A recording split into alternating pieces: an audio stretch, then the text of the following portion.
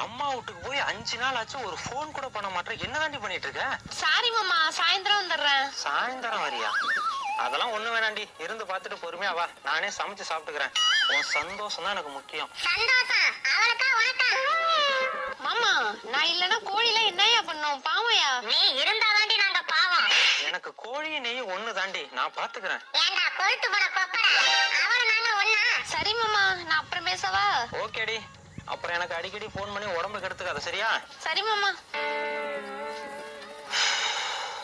இந்த குழப்பத்தை எங்களோட சேர்ந்து காட்ட சுத்தா, நாளை கரையானது ஐயா. உனக்கு பொண்டாட்டி இல்ல, நீ அப்படிதான் பேசுவ. பொறவங்க கூட்டுல உப்பு இல்லையா, பொண்டாட்டி அன்னைக்கு வக்கு இல்லையா?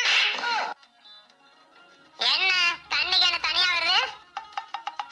தம்பி 2 கோழி வேணும். என்ன ரேட் வரும்? ரேட்டான முக்கியம். அப்ப ஃப்ரீயா குடுறா. நல்லா கொடுப்பான் ஃப்ரீயா. அப்ப ரேட்ட சொல்றா. 1000 ரூபா வருண்ணே.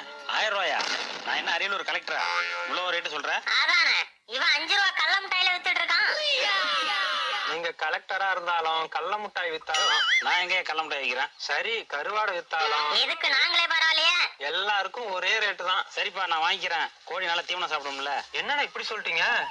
நீங்க தின்னுட்டு மிச்சமான சோத்தை பிச்சையா போட்டா கூட பிச்சை எடுத்துருவாங்க. அந்த பிச்சையில வர முட்டையை தானே திங்கிற. அப்ப நீ யாரு? கோழி எல்லாம் தரமா இருக்குல்லப்பா. ஏண்டா தாலி கட்ட போறியா?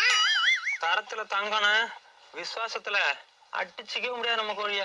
எப்படிப்பா சொல்ற? இப்ப என்கிட்ட நீங்க கோழி வாங்கிட்டு போறீங்க, வீட்டுல கொண்டு போய் கூண்டுல விடுவீங்க. காலையில போய் பார்த்தா கோழி இருக்காது, திரும்பி நம்ம பண்ணைக்கு வந்துரும்.